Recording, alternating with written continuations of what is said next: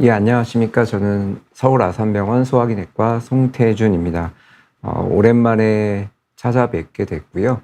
이번 시간에는 응급실에서 경증과 중증 환자를 구분하는 방법에 대해서 제가 응급실을 담당하는 응급의학과 전공은 아니지만 제가 아는 한 최대한 여러분한테 도움이 될 수 있는 내용이 있을까 해서 이런 주제를 가지고 와봤습니다. 그래서 예전에 보시면 2월 달에 정부에서 전공의들을 대상으로 법정 최고형에 처하겠다. 아니면은 예전처럼 구제나 이런 건 없고 기계적 법 적용을 하겠다. 이런 식으로 굉장히 엄포를 많이 놨습니다. 그런데 전공의들이 진짜로 다 사직을 했죠. 지금은. 그래서 이제 응급실 문제가 최근에 굉장히 많이 대두가 되면서 이제 경증 환자에게 진료비 90%를 내게 하겠다라고 얘기를 하셨는데, 저는 이제 느끼기에 전공의들한테 하던 그런 어떤 협박 같은 그런 얘기가 이제는 국민들을 향해서 화살이 국민들에게 향하고 있다, 이렇게 느꼈거든요, 많이. 그러니까 중증, 경증 이런 걸 구분하는 명확한 기준이 조금 애매하고, 사실 이렇게 되면은 비용 부담이 전혀 없거나 아니면 실손 보험이 있어서 문제가 없거나 이런 분들은 평상시처럼 응급실을 이용할 수 있고, 근데 경제적인 부담이 있는 분들은 조금 아무래도 주저하게 되죠. 조금이 아니고 많이 주저할 수밖에 없고, 이런 분들한테 굉장히 피해가 많이 갈 거로 예상이 됩니다. 그래서 어떻게 하면 조금이라도 도움이 될 수 있을까 해서 오늘 이런 주제를 가져와 봤고요. 한 2주 전쯤에 이런 얘기를 좀 드려야겠다라고 생각을 했는데, 최근에는 또 굉장히 많이 핫해졌습니다. 이런 내용에 대해서 뉴스를 틀면 매일매일 이런 얘기가 나오고 있어서 먼저 응급실의 구조에 대해서 좀 간단히 말씀을 드려볼게요. 많은 분들이 아마 그냥 응급실이면은 당연히 일반 병원처럼 생각을 하실 텐데, 응급실은 굉장히 좀 복잡하게 되어 있습니다. 그래서 그럼 응급실에 가면 진료 보는 순서는 어떻게 되느냐? 먼저 온 사람이 먼저냐?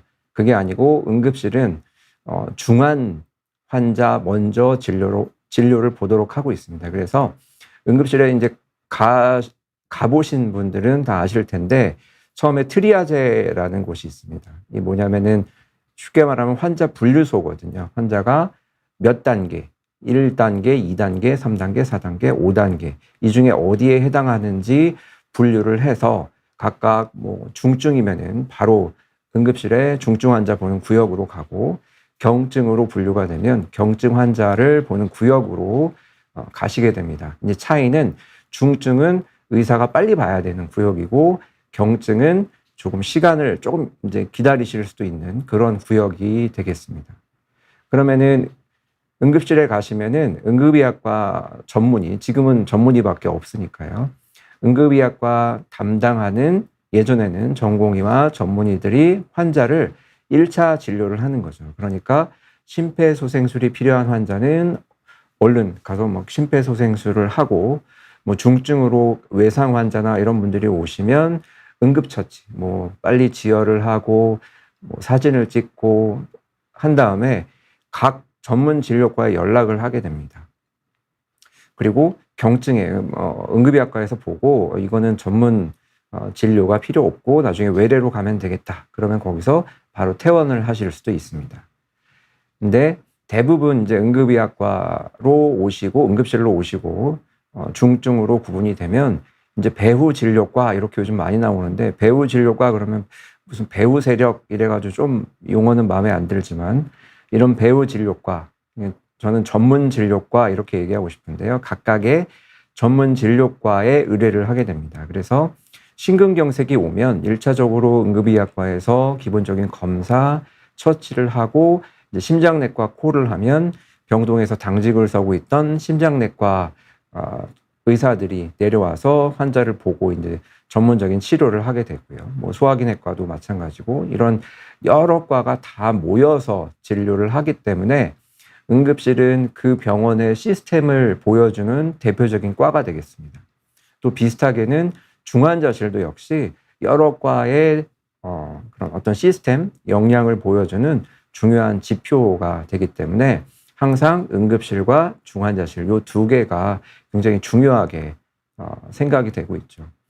그런데 이제 지금 응급실 마비가 오는 대표적인 이유는 이제 두 가지로 볼 수가 있는데, 하나는 환자를 1차적으로 볼 수 있는 응급의학과 전문의들이 지금 턱없이 부족해지고 있죠. 다들 이제 사직을 하거나 아니면 전공을 아예 다른 길로 바꿔서 가시거나 하면서 이런 응급의학과 전문의가 없으니까 환자가 응급실로 와도 1차적으로 볼 의사가 없게 됩니다.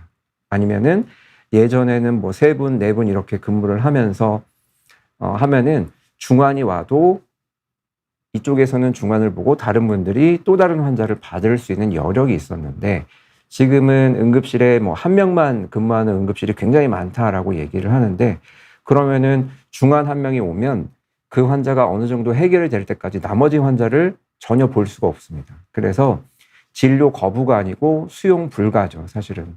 더 이제 볼 여력이 없다, 이렇게 얘기를 하는 거고, 또 하나는 배우 진료과에 지금은 역량이 안 된다. 그러니까 뭐 심근경색으로 환자가 왔는데 심장내과에서 지금 병동 당직을 서고 있고 응급실을 커버할 수 있는 여력이 안 된다. 그러면 심장에 관련된 심근경색 환자를 볼 수가 없게 되는 문제가 생기는 거죠. 그래서 두 가지 다 문제가 되고 있고, 특히 요즘에는 이제 응급의학과 전문의가 많이 부족해지면서 이런 큰 이슈가 발생을 하게 됐는데, 사실은 예전에 4월쯤에 이런 얘기가 많았습니다. 의료 대란의 골든타임이 얼마 남지 않았다. 근데 이제 다들 이거를 무시했죠, 우리가 모두. 근데 요 때가 어느 때냐면, 이제 요 배우 진료과 의사들이 각종 뭐 외래, 입원, 뭐 시술, 수술, 야간 당직, 주말 당직 이런 걸 하면서 이제 더 이상 여유가 없어지고, 그러면서 여기도 살아남아야 되기 때문에 선택한 거는 기존에 있던 환자들만 열심히 보고 새로운 환자분들을 볼 수가 없게 된 겁니다. 그러면 아주 응급이 아닌 분들, 뭐 새로 암을 되거나 암이 진단되거나 이제 그런 분들은 적당한 치료를 받으실 수가 없었던 거죠, 사실. 그래서 일부 뉴스에서 이런 점을 다루기도 해 주셨지만 대부분은 이제 잘 모르고, 왜냐면은 최선의 진료를 받아야 되는데 최선의 진료를 받지 못한 이런 여러 암 환자분들이나 아니면 만성질환, 새로 진단받은 이런 만성질환 환자분들은 통계에도 잡히지가 않거든요. 그래서 어느 정도 되는지 알 수가 없어서 이런 분들이 사실 가장 큰 피해를 보는 분이기도 합니다. 최근에는 이제 이런 응급실 의사가 많이 부족해지면서 이런 우려가 많이 나오고 있고, 또 정부에서는 응급실 불이라도 켜놓고 있어 달라라고, 이제 어느 응급실인지는 정확히 알 수는 없는데 이런 부탁을 했다는 제보도 뉴스에 나오고 있습니다. 근데 이제 이렇게 여러 가지 문제가 발생하니까 이제 정부에서 많이 도와주겠다, 필수 의료 수가를 많이 올려주겠다, 현실화 해주겠다. 근데 이게 되게 좀 그런 게 현실화입니다. 그러니까 그 전까지는 비현실적으로 지원을 해주다가 이제는 현실적으로 주겠다. 그러니까 뭐 10,000원짜리 시술이나 뭘 행하면 뭐 7,000원만 주다가 이제는 한 9,000원 가까이 주겠다. 뭐 이런 정도의 얘기밖에는 안 되거든요. 이제 재미난 기사가 있어서 한번 봤는데, 심폐소생술을 병원에서 하면 그 전에는 올해는 83만 원 정도를 줬는데 내년부터는 130만 원 가까이, 굉장히 많이 올려줬죠. 근데 여기 자세히 보니까 60분 초과입니다. 근데 심폐소생술은 우리가 30분 이상 넘어가면은 거의 이제 다시 살아나실 확률이 거의 없다고 생각을 하고, 60분 이상 넘어가면 이거는 전혀 가망이 없다 이렇게 생각을 하거든요. 근데 여기 보시면 60분 초과 시 이렇게 굉장히 많이 올려준다는 거거든요. 그러니까 수가를 올려줘도 보면은 너무 비현실적인 거 위주로, 그러니까 우리가 평균이 있으면 요 맨 끝단에 있는 요 부분에만 이렇게 하겠다. 그러면은 이게 생색만 내고 실제적인 효과는 거의 없거든요.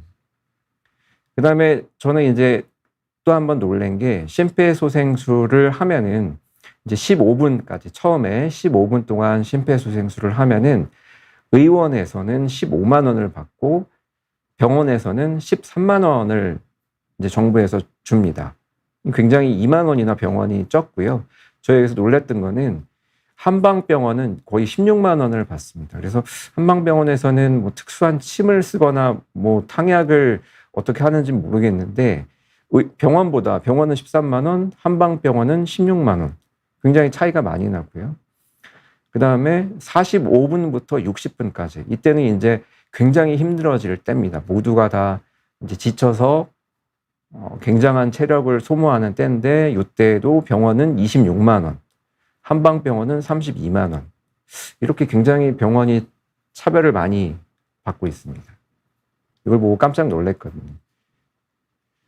그리고 이제 최근에 병원인 경영이 좋지 않으니까 여러 곳에 한 뭐 1,000억씩 선지급을 해주겠다. 이게 선지급이 뭐냐면 우리가 환자분들이 MRI나 뭐 검사를 하고 만약에 50% 자기 부담이다. 그러면 50%만 내고 나머지 50%를 정부에서 줘야 되는데 이걸 바로 주는 게 아니고 나중에 주시거든요. 근데 그거를 빨리 주겠다. 병원이 어려우니까 빨리 줘서 자금 사정이 좋게 하겠다. 근데 보시면은 무기한 휴진을 하겠다라고 선언한 병원, 저희 병원도 역시 포함이 돼 있고 이런 병원에는 국민 겁박을 했기 때문에 돈을 안 주겠다 해서 이것 때문에 저희들도 되게 욕을 많이 먹었습니다. 병원에서.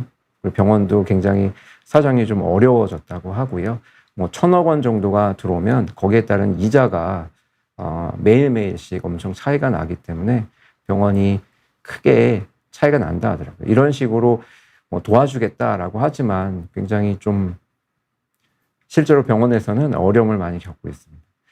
여기 보시면은 이제 중증이냐 경증이냐 이제 사실 요걸 말씀드려야 되는데 제가 너무 하소연을 많이 했고요. 이제 최근에 원래 요 슬라이드 준비한 게 아닌데 이제 우리 사관님께서 응급실 뺑뺑이는 일부고 의식 불명이 아니면 거의 경증이다.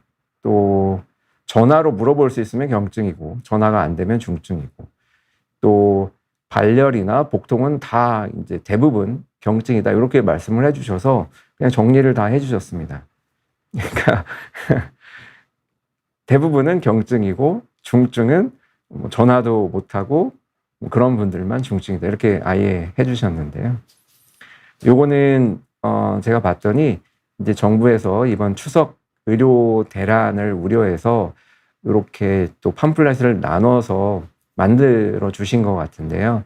사실 그 의료 개혁에 대한 홍보 영상으로 막 한 100억 가까이 쓰신 것 같은데 그거 대신 이렇게 응급실에 어떨 때 가야 되고 경증, 중증 뭐 아니면 응급의료 체계 이런 데 그 돈을 썼으면 훨씬 더 좋았을 텐데 너무 많이 아쉽죠. 그래서 죄송합니다. 5단계로 크게 구분을 할 수 있는데 매우 중증, 중증, 중증 의심, 경증, 그다음에 비응급 이렇게 구분을 할 수 있습니다. 이건 이제 뒤에서 말씀드리겠지만 K타스 시스템이라는 거에 대해서 구분을 하게 되는데요. 여기서 어려운 점은 1차적으로는 본인이 판단하라고 되어 있습니다. 그러니까 집에서 내가 경증일지 중증일지 판단을 하셔야 되는 어려움이 있습니다. 그래서 중증도를 평가할 때 뉴스에도 요즘에 K타스 이렇게 많이 하는데요. 그러니까 한국형 응급 환자 분류 도구 이렇게 구분을 할 수 있습니다. 말씀드릴 수가 있습니다. 그래서 실제 K타스라는 홈페이지가 있습니다. 여기 홈페이지에 보면은 이 분류는 아무나 하는 게 아니고 전문적인 교육을 받고 이수하고 시험을 봐서 합격하고 이런 그래서 자격이 주어진 분들이 이 분류를 할 수 있습니다. 그러니까 실질적으로 응급실에서 아무나 하는 게 아니고 이런 자격을 취득한 분들이 앞에 트리아즈에서 환자들을 분류를 하는 거죠.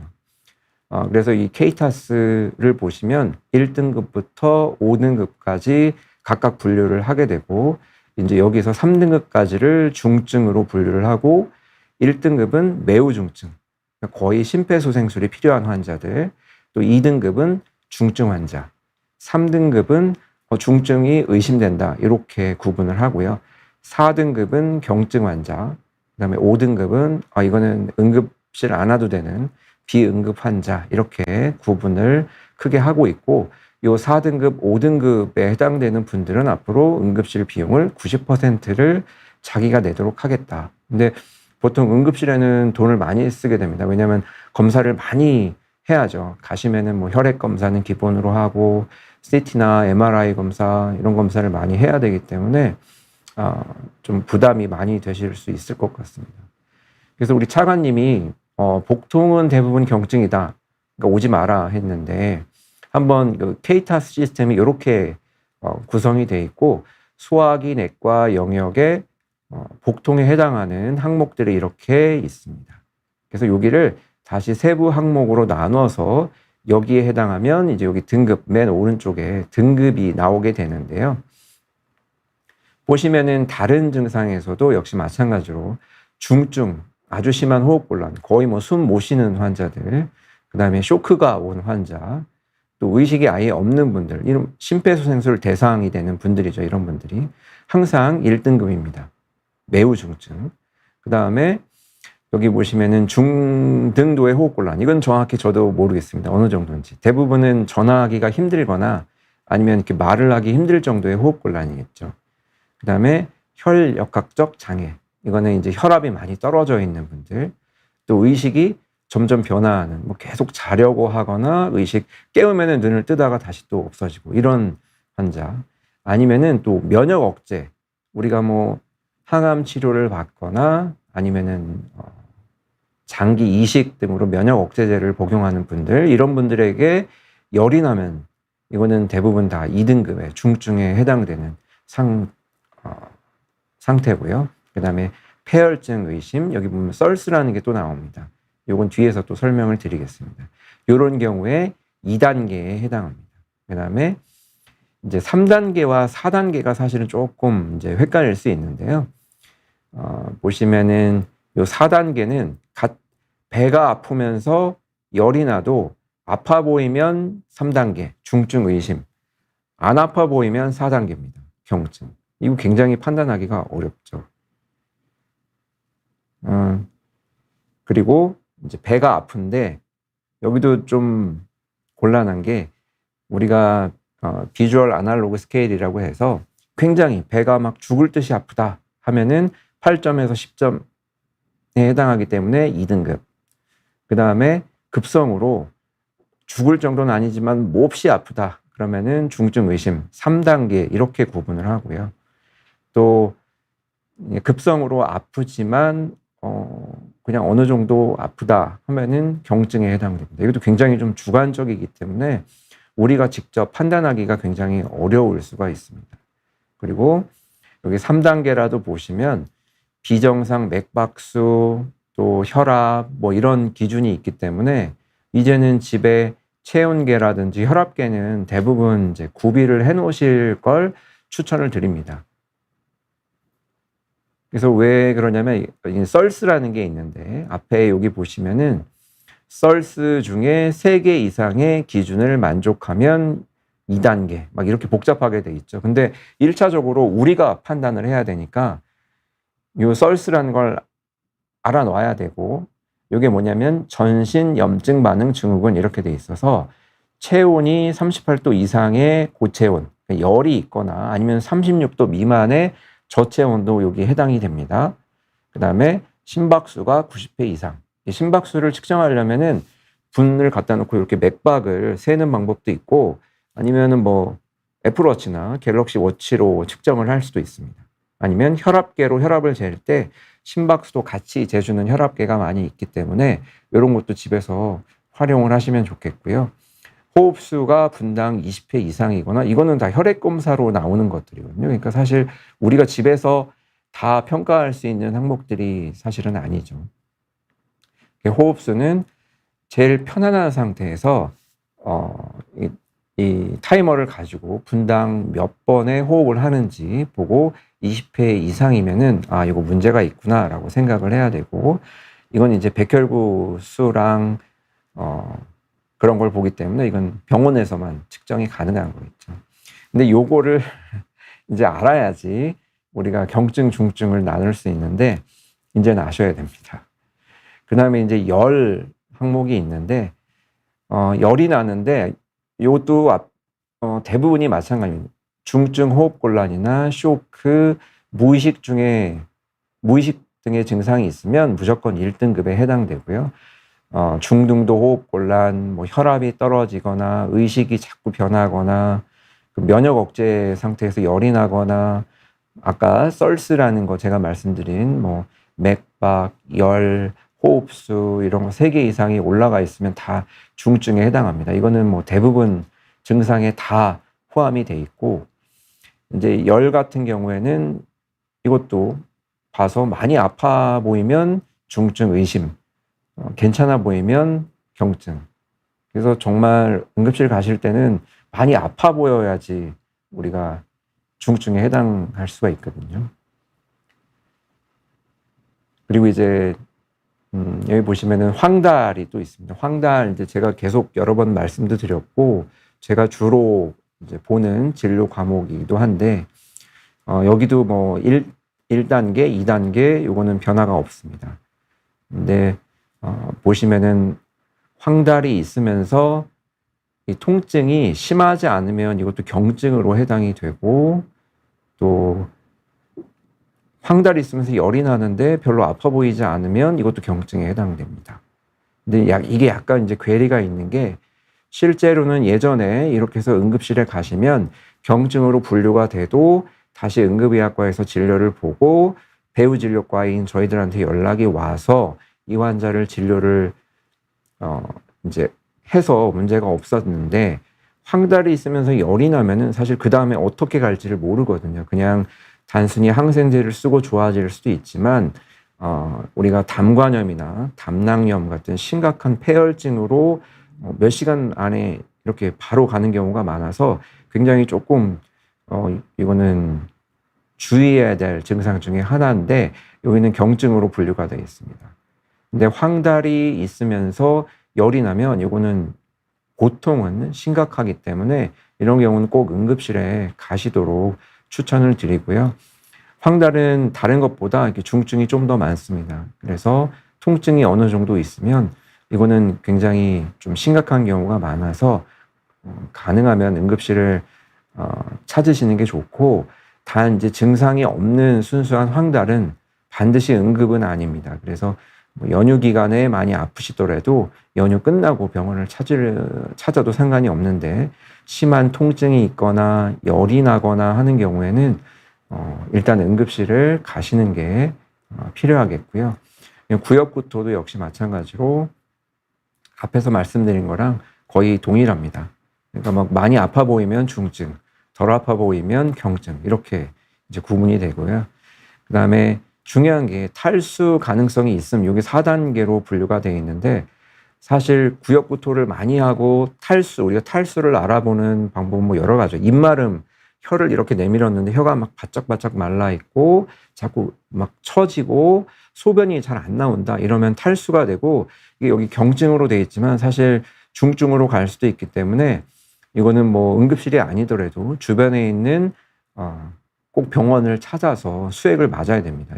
특히 연세가 있으신 고령의 분들 또 소아 환자의 경우에는 소아들의 경우에는 탈수 징후가 보이면 꼭 병원에 가야 합니다. 이제 이거는 우리가 구역구토가 있지만 비교적 경증으로 분류가 되는 경우를 보여드렸고요. 이제 여기서 토열이 또 있습니다. 이제 소화기 내과 질환 중에 피를 토하는 경우는 보시면 경증이 하나도 없습니다. 그러니까 반드시 병원에 가셔야겠죠. 모두가 이제 중증으로 되기 때문에 이때는 걱정하지 마시고, 그러니까 비용 걱정이나 이런 거 하지 마시고, 피를 토하면 이거보다 사실은 응급이 별로 없거든요. 그래서 꼭 병원에 가셔서 치료를 받으셔야 되고, 이제 혈변과 흑색변이 또 있는데, 제가 한번 예전에 말씀드렸던 것 같은데요. 혈변은 빨간 피가 대변으로 나오는 거고, 흑색변은 이제 검정색 변이 나오는데, 우리가 위출혈이나 십이지장 출혈은 피가 나면은 위액하고 반응을 해서 pH가 낮은 그런 산하고 반응을 해서 검정색으로 변하게 됩니다. 이게 대변으로 나오면 이제 흑색변이 되는 거고, 혈변은 대부분 이제 소장이나 대장의 출혈이 혈변으로 나오게 되는데요. 아니면은 위출혈도 굉장히 심하면 바로 그냥 혈변으로 나올 수도 있습니다. 근데 이렇게 위장관 출혈을 의심하는 혈변이나 흑색변이 나오면 여기서도 이제 중증과 경증으로 구분할 수 있는데, 양이 적은 대부분은 여기도 이제 중증에 해당됩니다. 왜냐하면 위장관 출혈은 이게 심하면 얼마 안 돼서 돌아가실 수도 있기 때문에 대부분 중증인데, 적은 양의 직장 출혈 이렇게 되어 있습니다. 이게 뭐냐면 혈변을 아주 소량만 받고 다른 증상이 없는 경우, 이런 경우에는 이제 경증으로 구분이 되고, 그렇지 않으면 혈변이나 흑색변도 역시 응급실에 가셔야 되는 대부분 중증 질환으로 분류가 됩니다. 근데 여기서도 또 하나 열이 나는데 건강해 보이면 이것도 4단계로 분류가 되어 있습니다. 경증이죠. 그렇지만 혈변이나 흑색변이 나오면 일반 아주 뭐 소량만 나오는 경우가 아니면, 또 우리가 변기를 봤는데 변기가 빨갛게 돼 있다. 이거는 이제 혈변 중에 되게 심한 경우가 되는데, 우리가 휴지로 대변 보고 닦았는데 휴지에 묻어 나오는 정도는 혈변이라고 할 수가 없습니다. 그런 경우는 대부분 이제 여기 나오는 직장 출혈 혹은 항문 출혈, 항문 열상이 굉장히 많거나 뭐 치질도 있고요. 그래서 이제 그런 경우는 응급질환이 아니게 되겠습니다. 이제 요즘에 응급실 뺑뺑이 이렇게 나오고 있는데, 여기는 이제 의사 부족, 응급실 의사 부족, 또 배후 진료과의 의사 부족, 이런 문제가 심각하게 대두되고, 또 하나가 이제 법적 책임입니다. 여기 보시면 8시 뉴스, SBS 8시 뉴스에 나온 내용이고요. 대구에서 17세 환자가 이제 높은 데서 떨어져서 응급실을 전전했었는데, 이제 나중에 문제가 돼서 이제 병원을 다 조사를 했는데, 여기서 4개 병원에서는 환자를 직접 본 후 이 환자가 이거는 문제가 좀 더 다른 병원에 가봐야겠다라고 다른 병원 이송을 했는데, 이 병원에서는 다 행정처분도 받고 또 전공의가 기소가 됐습니다. 검찰에 기소까지 됐는데, 2개 병원에서는 우리 못 받아요. 지금 여력이 안 돼요. 한 병원은 행정처분 없이 아무것도 없었습니다. 그래서 사실 이 내용이 우리 조동찬 기자가 얘기를 해줬는데, 실제로 저희가 응급실 당직을 짜거나 할 때 이 내용을 많이 참고를 하거든요. 그러니까 예전 같으면 다른 데서 못하겠다 이렇게 얘기하면은 내가 그래도 받아가지고 어떻게든 해보려고 하면 굉장히 좀 뿌듯하기도 하고, 환자분들도 좀 결과가 어떻든 그래도 이렇게 해주셔서 감사합니다 하는 게 있었는데, 요즘에는 내 능력을 벗어나서 뭔가를 하게 되면 근데 결과가 좋지 않다. 그러면은 의사가 다 책임을 지는 경우가 굉장히 많습니다.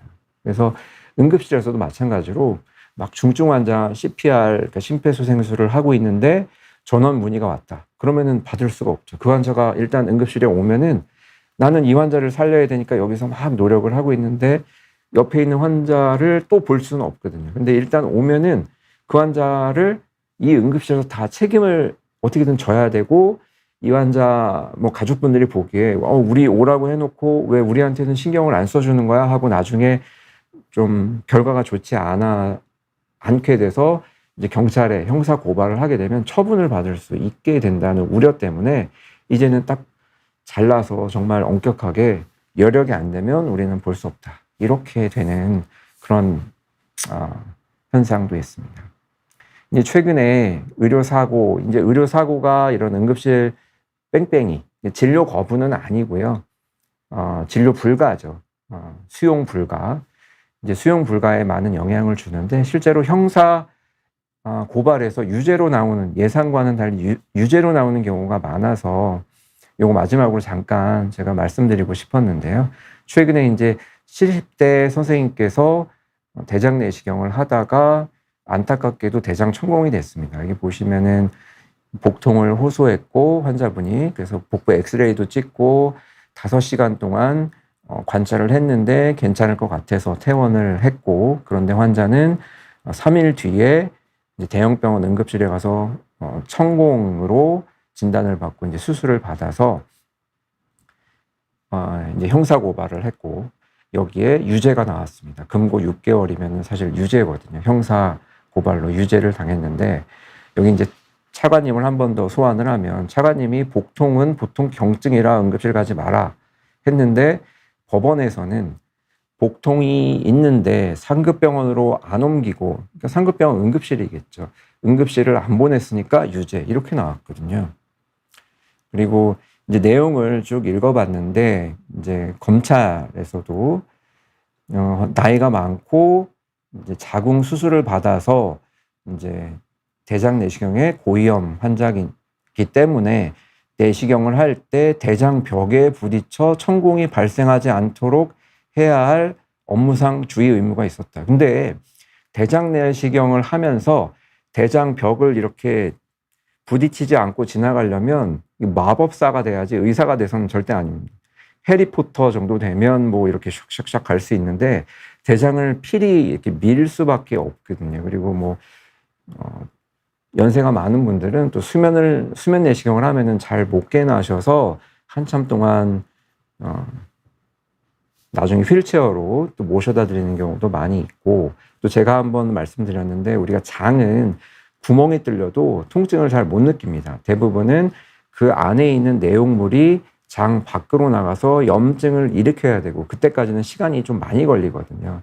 그리고 왜냐면은 이제 제가 하는 췌장 조직 검사는 위를 통해서 바늘로 위 구멍을 뚫어야지 조직 검사가 가능한데 이렇게 위를 구멍 뚫어도 통증을 전혀 느끼지 않습니다. 어느 때 느끼냐면 가스가 이렇게 많이 차서 위나 장이 이렇게 많이 늘어나거나 아니면 내시경을 쭉 밀어서 이게 쭉 장이 늘어나는 경우, 그러니까 팽창하거나 늘어나면은 극심한 복통을 느끼거든요. 그래서 아마 이 환자분은 안타깝지만 처음에는 천공이 증거가 명확치 않고 나중에 아마 뒤늦게 지연성 천공이 나타나신 것 같은데 이렇게 형사상 유죄가 나오면 앞으로 이제는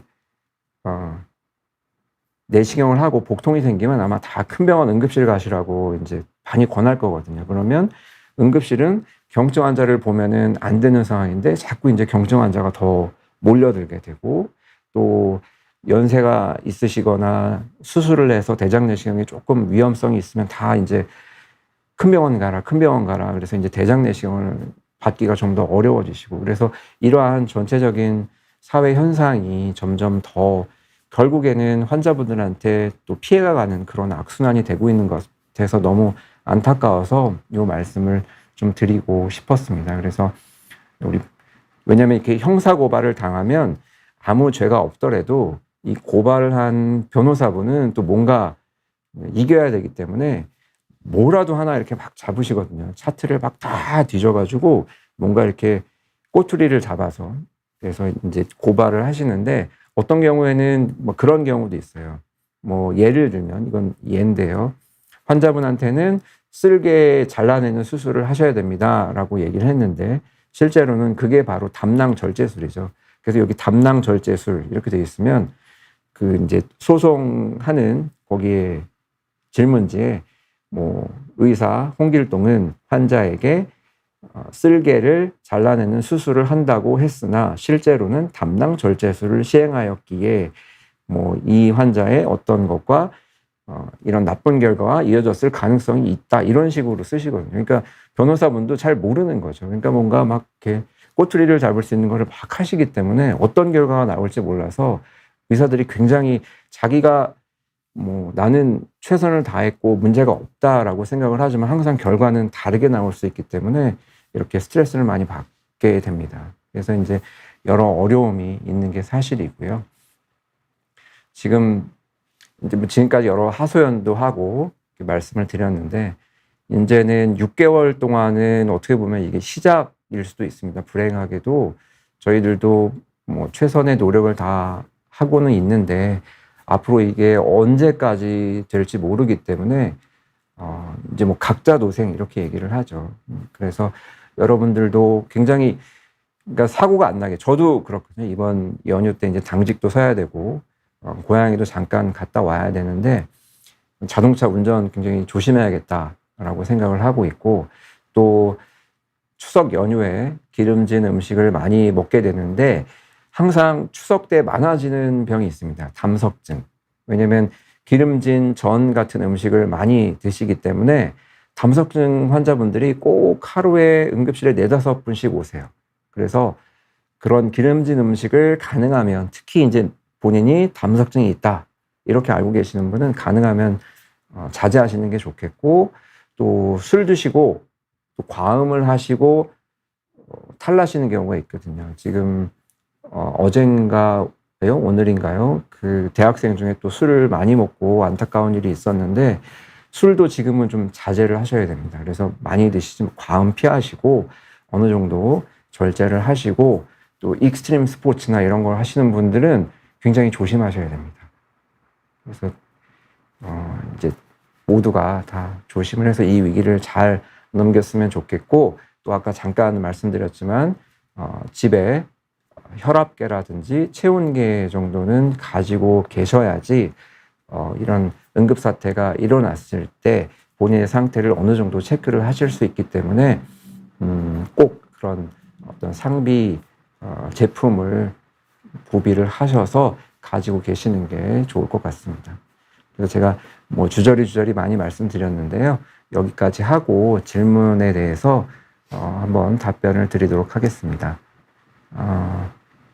그 독구다이님께서 내시경을 하셨고 만성 위축성 위염과 미란성 위염, 12지장, 궤양, 흉터, 헬리코박터균이 있으셨고 제균 치료 전이신데 12지장 이런 증상들이 있으면 체중도 감소하나요? 체중도 빠질 수는 있는데 체중이 빠지려면 잘 못 드셔야겠죠. 근데 식사를 어느 정도 잘 드시면서 이런 증상이 있으면 조금 잘 맞지 않습니다. 그래서 지금 독고다이님은 12지장 궤양이 있었기 때문에 헬리코박터 제균 치료 적응이 되시는 건 맞고, 그 제균 치료는 하셔야 되고요.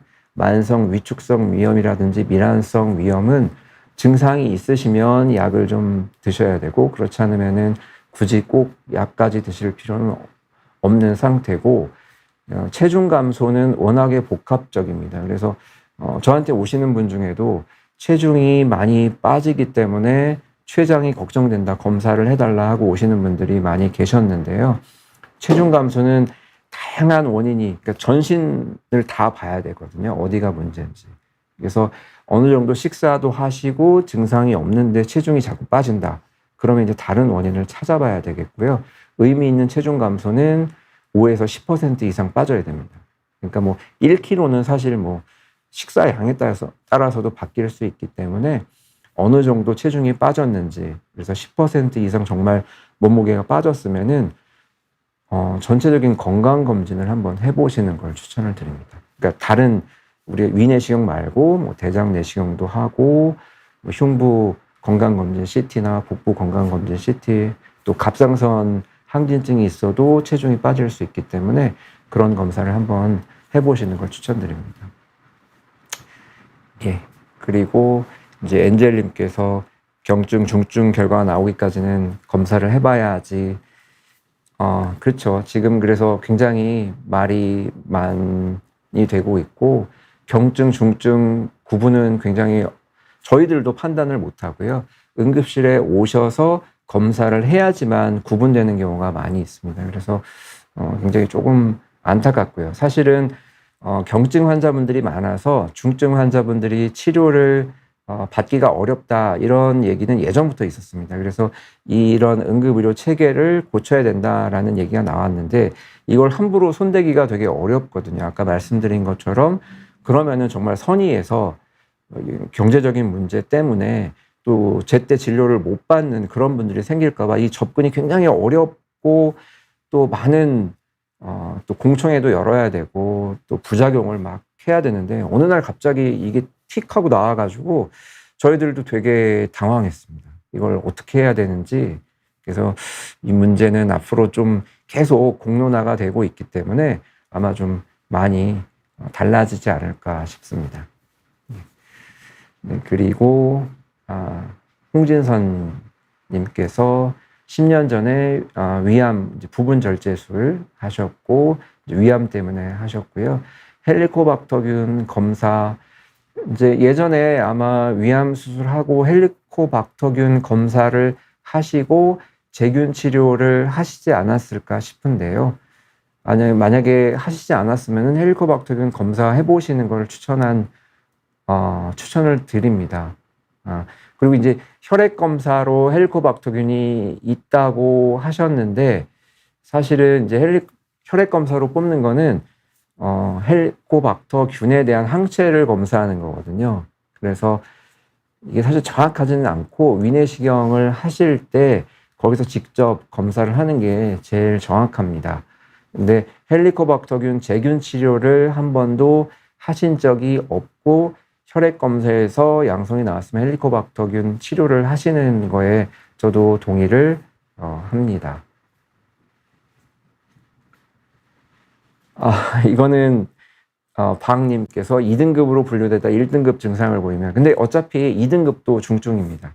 그래서 1등급은 심한 중증, 그다음에 2등급은 중증. 그래서 둘 다 이제 대우가 같은데요. 문제는 4등급과 3등급입니다. 3등급은 중증 의심, 4등급은 경증 이렇게 분류가 되는데 이제 예를 들면은 이런 거죠. 급성 췌장염 같은 경우에는 초기에는 그냥 배가 아프고 그냥 배만 좀 아플 수 있거든요. 그러다가 이제 점점점 시간이 지나면서 복통이 심해지고 열이 나고 또 하루 이틀 만에 급격하게 변할 수가 있거든요. 그래서 이런 분들이 사실은 굉장히 걱정입니다. 초기와 몇 시간 지난 후에 이게 급격하게 변하기 때문에 그래서 이 경증과 중증 구분은 굉장히 어렵기도 하고 또 함부로 이렇게 단정 짓기가 위험하기 때문에 이런 부작용을 잘 생각을 해서 파악을 해야 되는데 그래서 많이 걱정이고요. 사실은 어떻게 해야 될지 저희도 정확히 잘 모르겠습니다. 그래서 이런 거는 앞으로 많이 좀 다뤄줘야 될 것 같습니다. 각 이렇게 B1D와 같은 이런 건강 유튜브 채널에서 정확하게 정말 어떤 경우에 또 어떻게 갈 수도 있고 하는 정보를 많이 드리면 환자분들 또 일반인들 분께서 또 본인이 꼭 응급실에 가야 되는지 이런 거를 좀 잘 판단하실 수 있기 때문에 더 잘 경청을 해 주시면 좋을 것 같습니다. 그 다음에 이제 1등급 환자가 많다고 가정했을 때 많다고 가정을 하면 문을 닫습니다. 그러니까 이제 뺑뺑이라고 표현을 하는데 저는 이게 조금 잘못된 것 같은 게요. 보면은 사실은 전화 뺑뺑이죠. 구급대원 분들이 전화로 이송 문의 요청을 했는데 여기서는 어렵습니다. 저희 지금 안 됩니다. 이제 물어보시죠. 요즘 녹취록도 많이 나오잖아요. 그래서 왜 안 돼요? 그러면은 지금 응급실 안 계십니다. 배우진료과 분이 안 계십니다. 이런 식으로. 그래서 지금 이쪽에서 그러니까 아예 의사가 없을 수도 있고 한 분을 하고 있으면 문을 닫는 거죠. 그래서 더 우리는 수용 불가 이렇게 되는 겁니다. 근데 이제 뺑뺑이는 직접 이쪽으로 왔는데 오지 마세요, 오지 마세요 해서 다른 병원 가는 게 아니고 구급차에서 이쪽 병원 돌려보고 저쪽 병원 돌려보고 그러니까 사실 20군데 이렇게 연락을 할 수 있는 거지 20군데를 다 이렇게 돌아보기는 어렵잖아요. 그래서 전화 뺑뺑이가 되겠고 이제 그렇게 1등급 환자는 다 중요합니다. 다 중요하고 우리가 우선순위를 할 수 없는데 심정지 환자 이런 분들이 제일 우선순위가 되겠죠. 네, 우선순위 환자는 있는데 그건 이제 케이스 바이 케이스로 그 안에서 좀 나뉠 수 있을 것 같습니다. 엔젤님께서 응급실 진료비가 많이 오른 거는 지난번 차관님이 이제 발표를 하셨을 때부터고요. 예, 이게 이제 비용 걱정 때문에 특히 어르신들 같은 경우에는 자식들 걱정할까봐 비용에 신경을 쓰시는 분들이 많이 계시거든요. 큰 병원, 3차 병원 이런 대학병원 다니시는 분들은 그래도 자녀분들이 모시고 오거나 아니면 경제적으로 그래도 좀 부담이 덜한 분들이 계신데, 그렇지 않은 분들 중에는 자식들 눈치 본다고 이렇게 꾹꾹 참고 계시는 분들이 많아서 이런 분들이 사실 제일 피해를 보지 않을까 걱정입니다. 많이 걱정이고요. 그래서 빨리 좀 해결이 됐으면 좋겠는데 저희도 잘 모르겠습니다.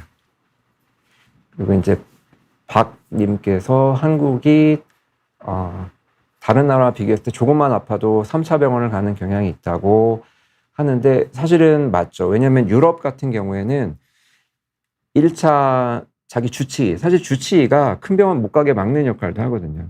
그러니까 1차, 2차, 3차 이렇게 순서대로 가야지 유럽에서도 진료비를 무료로 해주고, 이제 제가 알기로 우리가 뭐 큰 병원, 바로 종합병원에 가려면 돈을 자기가 다 내고 비싼 돈을 내고 가야 된다 이렇게 알고 있거든요. 그래서 그런 나라는 못 가죠. 왜냐하면 뭐 자기 주치의한테 가서 소견서를 받고 2차 병원에 가서 거기서 처리가 되면 가능하고 안 되면 다시 또 3차 병원 의뢰서를 써주면 이제 이렇게 가야 되고, 이제 우리나라는 1차 병원이건 2차 병원이건 소견서가 있으면 바로 3차 병원에 가실 수 있기 때문에 사실은 예전에 뭐 저희 같으면 췌장암이 의심된다 그러면은 소견서를 여러 개 가지고 큰 병원에 막 3군데 정도 이렇게 예약을 하시고 그중에 빨리 잡히는 병원에 가시거나 아니면 사실 좀 비교해 보시고 가는 경우도 있었고, 그래서 어떻게 보면 그게 문제이기도 하고, 그러면서도 빠른 진료가 가능했다는 건 우리나라만이 가진 엄청 큰 장점 중에 하나거든요. 근데 이제는 그런 게 지금 또 이제 나오는 정책이 3차 의료기관, 그러니까 대학병원을 가려면 2차 의료기관에 소견서가 반드시 있어야 된다. 이러면 이제 앞으로 거의 못 가시는 거죠. 그러니까 동네 의원을 갔다가 거기서 종합병원, 2차 병원 소견서를 가지고 2차 병원 진료를 보고 여기서 3차 병원 가고 싶어요. 아니면 여기서 3차 병원 가세요 하면은 그때서야 이제 3차 병원에 가실 수 있는. 그러니까 유럽을 따라가는데, 이런 의료 전달 체계라는 면에서는 사실은 어느 정도 효율적으로 구분을 할 수, 왜냐하면 중증을 큰 병원에서 많이 보고 경증을 작은 병원에서 보는 게 맞긴 한데 환자분들 입장에서는 그래도 큰 병원 가서 조금 더 좋은 진료를 받고자 하는 욕심이, 뭐 저도 사실은 그러고 싶은데요. 당연히 다 있으실 거고, 그런 면에서는 환자분들에게는 조금 피해가 가지 않을까 예상을 하고요. 그러면서도 우리가 이렇게 유럽보다 훨씬 더 빨리 진료를 볼 수 있다는 것은 우리나라가 가진 의료의 큰 장점 중에 하나였습니다. 예. 건강미인님께서 필수 진료과가 아니라 다른 진료과인 경우에는 어떻게 구별하나요? 정신건강의학과 이렇게 말씀 주셨는데요. 아까 이제 제가 케이타스 보여드렸는데 제가 그 중에서 소화기내과와 연관된 몇 가지만 보여드린 거거든요. 이게 페이지가 55페이지가 있습니다. 그래서 정신건강의학과에 해당하는, 그러니까 뭐 피부과도 있고요, 안과도 있고 다 있습니다. 거기 분류표에 어떤 경우에 경증, 중증 이렇게 다 적혀져 있습니다. 그래서 정신건강의학과도 거기에 해당하는 표가 있고 소화에 대한 또 표가 아마 따로 또 있고요. 피부과 같은 경우에도 뭐 두드러기 같은 경우, 뭐 발진 이게 되게 다양하기 때문에 그런 경우도 다 있기 때문에 일단 걱정은 안 하셔도 되는데 일반인 분들께서 그 케이타스에 나온 내용을 다 알기가 쉽지 않으시기 때문에 이게 좀 문제인 것 같습니다. 네, 해분님께서 예전에 신분증이나 폰 아무것도 없는 상태에서 뇌졸중이 오셔서 의식 없이 이렇게 걷다가 쓰러지셨는데 이제 신분 검사가 안 된다고 이제 뺑뺑이 하셨다고 했는데요. 굉장히 안타까운 사연인 것 같습니다. 신분 확인이 안 됐다고 응급실에서, 그건 저도 잘 이해가 안 되네요. 보통 신분, 요즘에 이제 최근에 또 나온 거는 신분증이 없으면 꼭 확인하고 외래 진료를 봐라 이렇게 얘기는 되는데 응급실에서는 신분 확인이 안 됐다고 응급실에서 안 받아주고, 특히 뇌졸중이 의심되는 상태에서 그러진 않았을 것 같은데, 제가 여기에 대해서는 딱 제 예상을 말씀드리기 어려울 것 같습니다. 저도 잘 이해가 안 되고요. 뇌졸중이 없고 만약에 그 응급실에서 여력이 안 돼서 지금 받을 수가 없다, 이런 상황이 아니고 누군지 모르기 때문에 우리는 받을 수 없다는 거는 저는 말이 안 되는 것 같습니다. 왜냐하면 응급실이기 때문에요. 외래에서는 이제는 그렇게 못하죠. 외래에서는 받아들일 수 없는데, 그래도 응급실은 안 될 거, 응급실은 받아야죠, 반드시. 그래서 이거는 뭔가 조금 문제가 있습니다. 뭐 비용 문제, 물론 이제 이분이 누군지를 모르니까 나중에 비용을 못 받을 우려는 있죠. 그렇지만 사실 대학병원이나 이런 데서는 응급실은 항상 적자거든요. 중환자실, 그러니까 병원에 가장 대표적으로 적자가 응급실과 중환자실입니다. 제가 최근에 듣기로는 중환자실에 베드 1개, 1년에 그 베드 1개당 약 2억 원 정도의 적자가 난다고 그러거든요. 그러니까 40병상의 중환자실이면 거의 한 80억 적자가 거기서 난다고 하기 때문에 어차피 적자가 나는데, 그리고 사람 목숨이 왔다 갔다 하는 그런 상황이기 때문에 그거는 좀 뭔가 문제가 있는 것 같습니다. 그래서 벌써 시간이 돼서 여기까지만 말씀을 드려야 될 것 같고요. 이제 여러 가지 큰 문제가 많이 있고 언제 해결이 될지 아직까지 좀 요원하긴 하지만, 여러분들 모두 이제 아까도 말씀드렸지만 이런 좀 믿을 수 있는 건강 프로그램 많이 시청하시면서 많은 지식과 또 의학 상식을 가지시고, 또 필요한 여러 가지 이제 제가 한 가지만 말씀드리면, 최근에 또 들은 얘기 중에 영양제가 많이 발달한 나라들은 대부분 의사를 못 만나는 나라다, 이렇게 이제 어떤 교수님이 말씀을 해주셨는데요. 실제로 잘 생각해 보시면은 뭐 핀란드산, 뭐 유럽산 어디 이렇게 얘기를 하는데, 그런 나라들 공통점이 의사를 잘 못 만납니다. 이제 우리나라는 굉장히 의사를 쉽게 만나는 과였기 때문에 영양제 같은 게 큰 필요가 없었는데, 이제는 당분간은 좀 쉽지가 않기 때문에 믿을 수 있는 좋은 영양제도 잘 구비를 하시고, 또 체온계, 그다음에 혈압계 같은 이런 좀 기본적인 용품들은 잘 구비를 하셔서 이런 위기를 서로 이렇게 잘 극복해 나갈 수 있었으면 좋겠습니다. 오늘은 여기까지만 말씀드리도록 하겠습니다. 경청해 주셔서 감사합니다.